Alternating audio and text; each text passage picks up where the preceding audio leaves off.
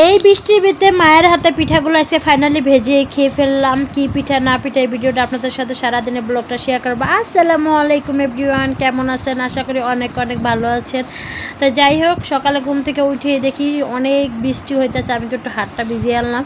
আর আমি সকাল ঘুম থেকে উঠে তো সর্বপ্রথম গাছের কাছে আসি যে আমার গাছের কী অবস্থা, যেহেতু সারা রাত বৃষ্টি ছিল, সকালেও প্রচুর বৃষ্টি। আর বৃষ্টি যে এত বৃষ্টি, কিন্তু কোনো গরম কমে না। কার এলাকায় অবস্থা যে প্রচুর বৃষ্টি হইতেছে কিন্তু গরম কমে না।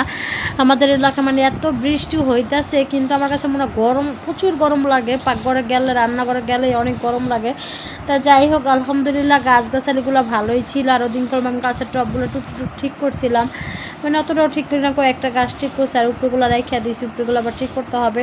আর গোলাপ ফুলটা এরকম একটা অবস্থা হয়েছে, ফুলগুলা ফুটে অনেক বাহিরে, মানে গ্রিলের বাহিরে, যে আমার হাতও ঢুকে না। দেখেন কী অবস্থা, একবার ওই পাশে আর ওই পাশে দিয়ে 2-3টা ফুল ফুটে রয়েছে, আর একটা ছবিও তুলতে পারি না। আর প্রচুর বৃষ্টি হইতে আছে। কার এলাকার বৃষ্টি হয় অবশ্যই একটু কমেন্টে জানাবেন। আর এই বৃষ্টির সিজনে, কারণ এইভাবে আমার কাছে ভালো লাগে মাঝে মধ্যে যে বৃষ্টিটা হয়, ওই বৃষ্টিটা। কিন্তু সবসময় প্রতিদিন একটানা 4-5 দিন বৃষ্টি হলে কেমন বিরক্ত লাগে। আর এদিকে সকালে একটু বারান্দা থেকে এসে নাস্তা খাওয়া দাওয়ার পরে রান্না করতে এসে পড়লাম। তো আজকে বেশি কিছু রান্না করব না, তো আজকে শুধু বাইলা মাছ রান্না করবো। আর ভেন্ডি ভাজিটা আমি আগেই করে নিয়েছিলাম সিলিন্ডার চুলায় রান্না করতে করতে সিলিন্ডার চুলার গ্যাসে চলে গেছে। তো যাই হোক, এদিকে আবার তরকারিটা বসাই দিব।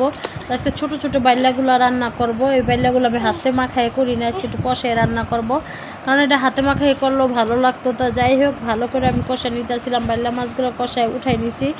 এখন হইলো সুন্দর করে আলো ধুন্দুলগুলো দিয়ে দিব। ধুন্দুলগুলো দেওয়ার পর সুন্দর করে লাড়াচাড়া দিয়ে পরে উঠাই নিব। তো উঠাই নেওয়ার পরে দেখেন ধুন্দুলটা আমার একবার কষানো হয়ে গেছে। কারণ বাইলা মাছটা যত ধুন্দুলটা আমি যত কষাইলে তত এখন পানি করলে আস্তে আস্তে। আর এদিকে কষানোর পর একটু পানি দিয়ে দিলাম, আর যেহেতু অল্প মাছ, আর মাছগুলো কষাতে যা আরও ভেঙে গেছে মনে হয় আজকে। আর মাছগুলো অনেক ছোট ছিল এই জন্য। তা যাই হোক, ভালো করে মাছগুলো দিয়ে একটু লাড়াচাড়া দিয়ে দিলাম। লাড়াচাড়া দিয়ে হওয়ার মুহূর্তে একটু ধনিয়া পাতা দিয়ে দিব। তো ধনিয়া পাতা দিয়ে দিলাম, নামাই নিব এখন তরকারিটা। আর তরকারিটা নামানোর পর দেখেন সুন্দর করে করলাম, নামাইয়ে যে সুন্দর করে বেড়ে নিলাম। তো বেড়ে নেওয়ার পর দুপুরে খাওয়ার পর মুখটা সুসুর মুসুর করে যে কী খাওয়া যায় বৃষ্টির দিনে, কী খাওয়া যায়। ফাইনালি মায়ের হাতের পিঠাগুলো আজকে ভাইজা নিলাম। এটা ঈদের সময় নিয়ে আসছিলাম গ্রামের বাড়ি থেকে, আমার মা বানাই দিছিল।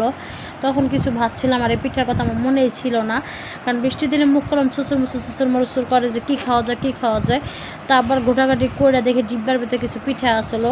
এই পিঠাগুলো ভাজিয়ে দিলাম, আমরাও খেলাম, বাচ্চারাও খেলো। বিকেলে নাস্তার জন্য একবার পারফেক্ট একটা খাবার হয়েছে আজকে। আর বৃষ্টির দিনে এরকম ভাজা পোড়া খাবারগুলোই ভালো লাগে আমার কাছে বেশি। তো ভাজা পোড়া খাবার খাইতে দেখেন ভিডিওগুলো আমরা ভাজতেছিলাম।